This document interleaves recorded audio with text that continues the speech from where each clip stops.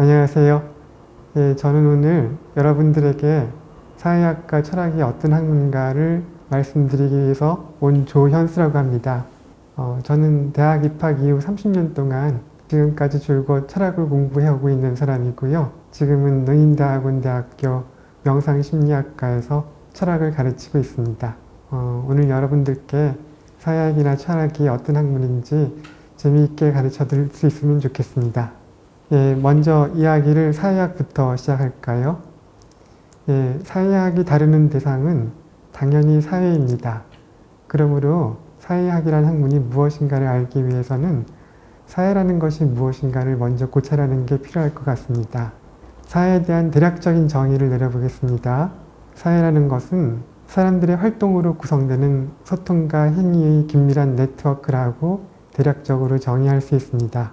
사람들이 그냥 모여 있다고 해서, 그러니까 이합집산으로 있다고 해서 사회가 형성되는 건 아니죠. 사람들 사이에 긴밀한 소통의 관계가 형성되어야지만 그런 상태를 사회라고 부를 수 있을 것입니다. 그러므로 사회학의 대상이 되는 사회의 기본 특성을 알기 위해서는 사회의 구성원인 우리 인간의 기본 특성이 무엇인지를 살펴보는 것으로부터 시작하는 게 좋겠습니다. 예, 우리 인간이란 어떤 존재일까요? 우리 인간 자신이 가지고 있는 가장 원초적이고 근원적인 욕망이란 자기보존의 욕망일 것입니다. 인간은 자기보존의 욕망이 요구하는 것을 성공적으로 성취하기 위해 여러 가지 능력들을 개발하게 되고, 또한 이처럼 여러 가지 능력들을 개발하는 가운데 다양한 새로운 욕망을 가지게 됩니다. 그러므로 우리 인간이 가진 다양한 욕망들이란 자기보존의 욕망을 궁극적인 원천으로 해서 나온 것일 것이며, 따라서 이들 다양한 욕망들이 가지고 있는 궁극적인 목적이란 이 근본적인 욕망인 자기보존의 욕망을 충족시키는 데 기여하는 데 있을 것입니다. 그런데 우리 인간은 처음에는 매우 연약한 존재로 태어나기 때문에 가족이라는 울타리 속에서만 자신의 근본적인 욕구인 자기보존을 이뤄나갈 수 있는 존재입니다. 그러므로 우리 인간은 처음부터 가족이라는 자연적 사회로부터 존재를 시작하게 돼 있죠. 그러므로 가족이야말로 우리 인간이 형성하는 사회의 기원이라고 생각할 수 있을 것입니다. 그런데 가족이란 인간에게 그의 생물학적인 조건에 의해서 필연적으로 요구되는 것이기 때문에, 다시 말해서 인간이 타고난 자연적 조건이 너무 연약하기 때문에 그런 이유로 해서 필연적으로 요구되는 것이기 때문에 가족이라는 사회는 인간이 일부러 인위적으로 만들어내는 것이 아니라 자연적으로 주어지는 사회, 즉 자연적 사회라고 생각할 수 있습니다. 우리 인간의 사회는 정말로 보통 우리가 사회라고 부르는 사회는 이러한 자연적 사회라고 할 수 있는 가족과는 조금 다릅니다. 인간적 사회를 자연적 사회인 가족과 대비되는 관습적 사회라고 생각할 수 있는데요. 왜 간섭적 사회라고 얘기를 하냐 하면, 인간적 사회는 가족처럼 자연으로부터 주어지는 것이 아니라 인간 자신이 가진 어떤 필요나 선택이 원동력이 되어서 인간 자신이 스스로 인위적으로 만들어내는 것이기 때문입니다. 자연으로부터 주어지는 가족과 같은 것이 아니라 인간이 자신의 자발적인 선택에 의해서 인위적으로 만들어내는 것이라는 의미에서 관습적인 사회라고 생각할 수 있는 것이죠. 관습적 사회라고 하는 이유는, 관습이라는 것이 영어로 컨벤션이죠. 컨벤션이란 사람들의 약속에 의해서 합의된 것을 얘기를 하는 겁니다. 그러므로 고유한 의미에서의 사회가 관습적인 사회라고 규정될 수 있는 이유는, 그것이 그 사회에 참여하는 구성원들 사이에 합의에 의해 정해진 규칙에 의해서 그 구성원들 사이에 관계가 맺어지고 운영되는 사회이기 때문입니다. 자연적 사회인 가족과는 다른 원리에 의해서 운영되는 사회이지요. 자연적으로 주어진 것이 아닌 이러한 관습적인 사회로서의 인간적 사회가 존재하게 되는 이유가 무엇일까요?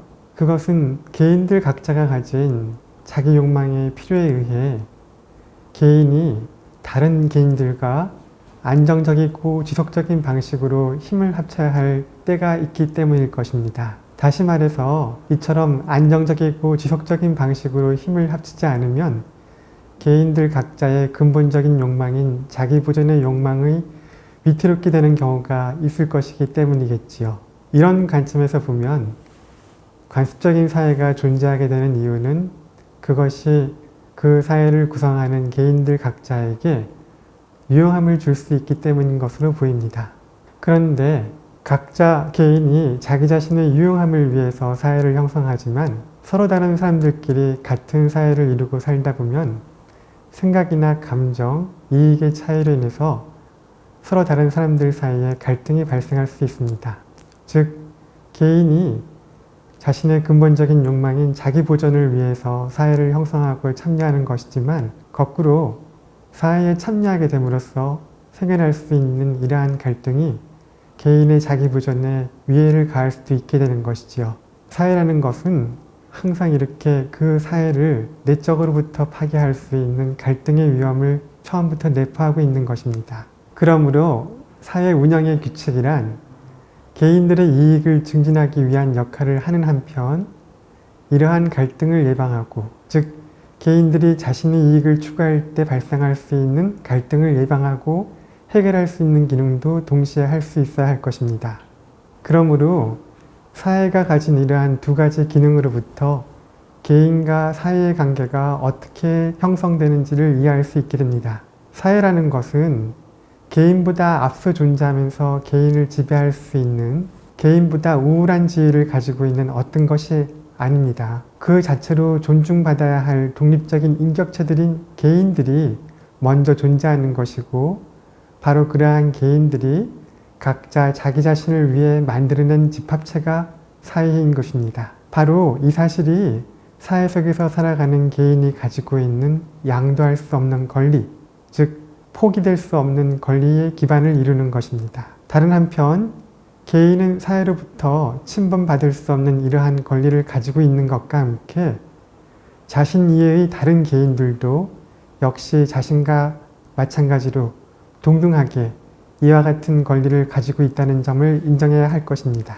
그러므로 자신의 권리를 주장하는 것과 동시에 다른 사람의 권리를 존중하고 배려해야 하는 책임 또한 가지고 있는 것입니다. 바로 이것이 사회 속에서 살아가는 개인이 가져야 할 다른 개인에 대한 배려와 책임의 의무의 기반을 이루는 것입니다. 즉, 사회가 가진 두 가지 기능으로부터 우리는 사회 속에서 살아가는 개인이 가지고 있는 권리와 책임이 무엇인지를 알 수 있게 되는 것입니다. 그런데 사회의 규칙들이란 한 번 정해진 이상 계속해서 그것을 준수해야 하는 불변적이거나 절대적인 것이 아닙니다.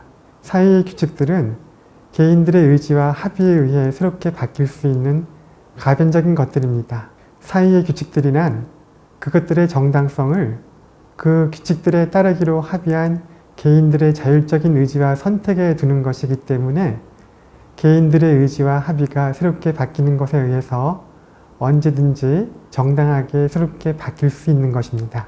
그러므로 지금까지 간략하게 살펴본 사회의 특징으로부터 사회가 가진 핵심적인 두 가지 면모를 생각할 수 있을 것 같습니다. 첫째, 사회는 개인이 각자 자신의 이익을 추구할 수 있도록 허용해야 하며 개인의 자유로운 취향을 방해하지 말아야 하고 개인이 자신의 이익을 추구하는 데 유용한 것으로 기여할 수 있어야 합니다.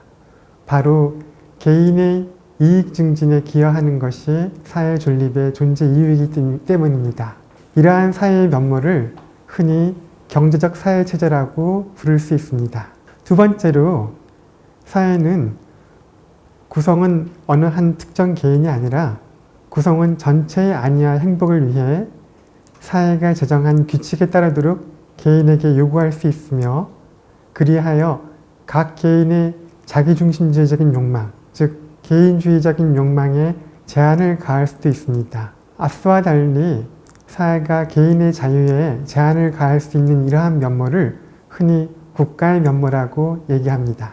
이 두 가지 사회의 면모, 즉 경제적 사회 체제로서의 면모와 국가의 면모는 우리가 살펴보았듯이 서로 상충되는 성질을 가진 면모입니다.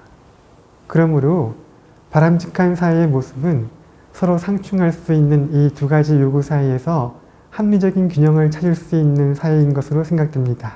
만약 경제적 사회 체제보다 국가의 면모를 강조하는 사회가 있다면 그 사회는 개인보다 사회를 우위에 두는 전체주의로 흐를 위험이 있는 사회입니다.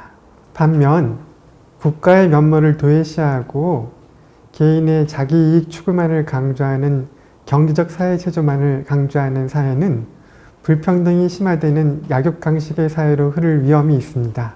사회학의 대상이 되는 사회라는 것이 어떤 특징을 가진 것인지를 살펴봤기 때문에 이제 우리는 사회학이란 무엇인지 대략적으로 정의할 수 있게 된 것 같습니다. 사회학이란 사회라는 대상이 가지는 특성으로 인해 생겨나는 앞에서 얘기한 것과 같은 여러 가지 문제들을 탐구하는 학문입니다. 즉, 사회란 왜 존재하는 것이며 어떤 논리나 힘에 의해서 작동하는지, 또한 바람직한 사회의 모습은 어떤 것인지 등을 탐구하는 학문이라고 생각할 수 있겠지요. 예, 이제부터는 철학이 무엇인지에 대해서 말씀드리도록 하겠습니다.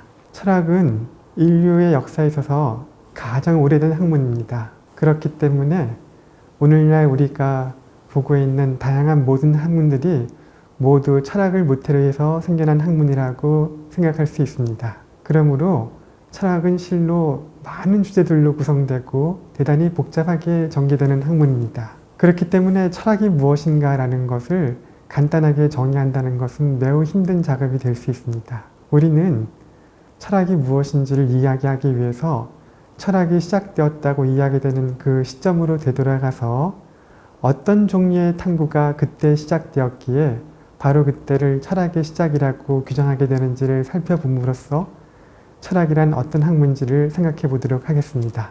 대간절 어떤 물음을 물었기에 그 물음을 물은 그때를 철학의 시작이라고 생각하게 되는 것일까요? 철학의 시작을 알린 물음이란 다름 아닌 우리 인간 자신이란 대체 어떤 존재인가 라는 걸 묻기 시작한 것입니다. 이 광활한 우주 속에서 존재하는 많은 것들 중에서 우리 인간이란 어떤 존재이며 우리 인간 자신의 삶이란 어떤 의미를 갖는 것일까 라는 물음이 그때 물어지기 시작한 것이죠. 즉, 우리 밖에 존재하는 외부 대상들을 물음의 대상으로 삼는 게 아니라 바로 우리 자신을 물음의 대상으로 삼는 자기 반성적인 물음이 그 시기에 시작되었다는 것입니다. 우리 인간 이외의 다른 존재들, 가령 식물이나 동물 같은 존재들은 자연의 흐름 속에서 살아가는 존재이지요. 자연의 흐름에 따라 무난하게 이 흐름이 흘러가는 대로 살아가는 존재인 것 같습니다. 반면에 우리 인간은 이들처럼 자연 그대로, 즉 자연이 흘러가는 그대로 살아가는 존재가 아니라 자신의 살아가는 방식을 스스로 문제로 삼을 수 있는 유일한 존재인 것 같습니다. 물론 철학 이전에도 우리 자신이 어떤 존재인지를 묻고 대답하는 이론 체계가 있었습니다. 종교나 신화가 그러한 것들이죠. 하지만 종교나 신화와 뚜렷이 구분되는 철학만의 특징이 있습니다. 철학은 종교나 신화가 외적 권위에 의존해서 물음에 대답하는 것과는 달리 우리 인간 자신에 내재되어 있는 사유 능력을 능동적으로 발휘를 해서 자율적으로 사유하는 것을 추구합니다. 자신이 어떤 주장을 내세우려 할 때 왜 그러한 주장을 할 수 있는지를 합리적인 이유를 들어 정당화하려는 것이 철학입니다. 마찬가지로 다른 사람이 제시하는 어떤 주장에 마주칠 때 합리적인 이유에 입각해 그러한 주장을 수용하거나 거부하는 비판적 점검의 자세를 보이는 것이 철학입니다.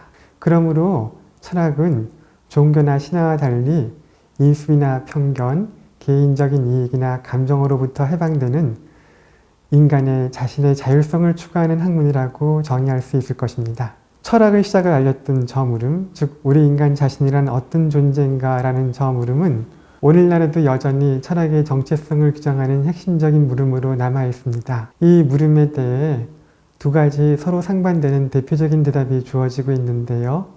그중 하나는 유물론적인 대답이고 다른 하나는 정신주의적인 대답이라고 할 수 있겠습니다.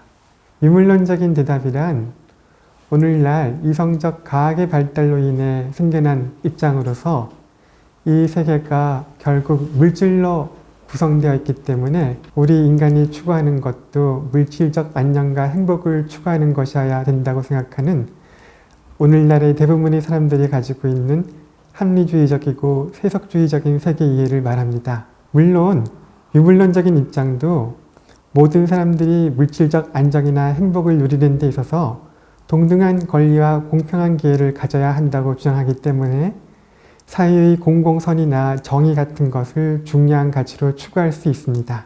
이런 유물론적인 입장과 대비되는 정신주의적 입장이란 우리 인간의 존재의 모태인 이 우주가 그 표면적인 모습에서는 온통 물질로 이루어져 있는 듯 보이나 심층에 숨겨져 있는 깊은 본성에서는 의식적이고 영적인 본성을 가지고 있는 것이라고 주장하는 입장을 말합니다. 그러므로 우리 인간의 삶이란 이러한 영적인 본성을 가진 우주가 우리에게 부여하는 어떤 중요하고 근본적인 과제를 실현하기 위해 존재하는 것이라고 이러한 정신주의적 입장은 주장합니다. 짐작하시겠지만 이러한 정신주의적인 입장은 주로 전통적인 종교적인 세계 이해에서 주장해 오는 것입니다.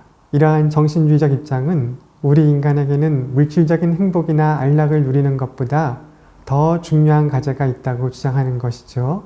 물질적인 행복이나 안락을 누리려 하는 것이 성공적인 자기보존을 지향하는 것인 반면 우리가 지금 가지고 있는 모습의 성공적인 자기보존보다 우리가 지금 가지고 있는 모습에서 환골탈퇴하는 근본적인 자기변형이 더 중요하다고 주장하는 것이 정신주의의 입장입니다. 이러한 근본적인 자기변형이란 구원이나 깨달음, 득도나 해탈 등 서로 다른 여러 가지 이름으로 불리는 것들입니다. 사람들이 왜 철학을 하게 되는 걸까요? 아마도 사람들이 철학을 하게 되는 동기는 자신의 근원적인 유한성 같은 것을 느끼기 때문일 것입니다. 예컨대 광대한 우주 속에서 자신의 한없이 작은 존재성에 대해서 인간이 느끼는 근원적인 소외감이나 고독 같은 것이 인간의 근원적인 유한성을 구성하는 것일 겁니다. 이런 인간의 근원적인 유한성을 가리켜서 파스칼은 이 무한한 공간의 영원한 침묵이 나를 두렵게 한다는 말로 우리 인간이 겪는 이러한 근원적인 유한성을 지적한 바 있습니다. 그리고 생로병사라는 말이 있죠.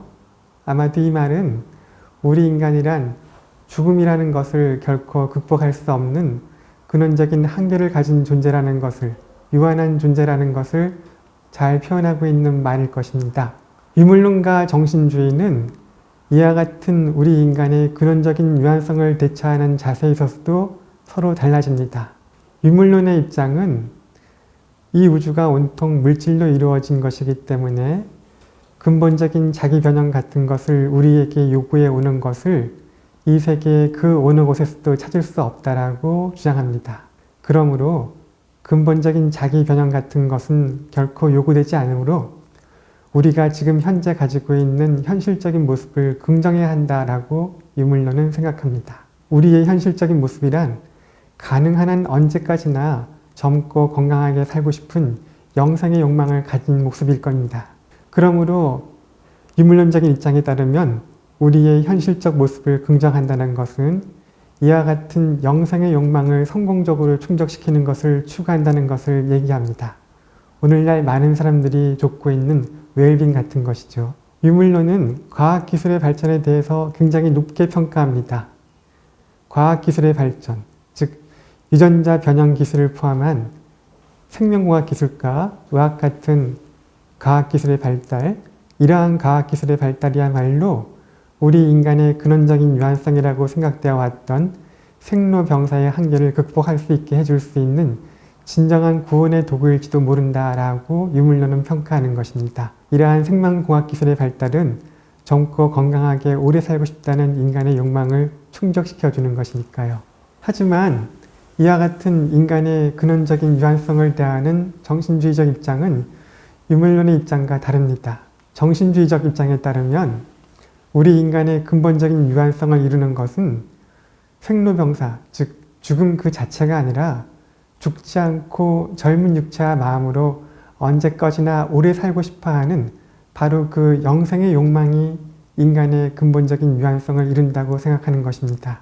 그러므로 우리가 우리의 근본적인 유한성을 극복할 수 있는 방법이란 과학기술의 계속적인 발전을 통해 이처럼 우리의 현재 욕망이 요구하는 것, 젊게 오래 살고 싶다는 영상의 욕망 같은 것을 성공적으로 충족시키는 게 아니라 오히려 그러한 것을 추구하는 우리의 욕망 자체를 바꾸는 데 있다라고 생각하는 것이죠. 우리가 가진 이러한 근본적인 욕망을 바꿔서 새로운 인간으로 거듭나는 것, 이것이 바로 정신주의가 우리 인간에게 요구된다고 주장하는 근원적인 자기 변형의 과제입니다. 예, 이상으로 철학에 대한 간단한 소개를 마치겠습니다.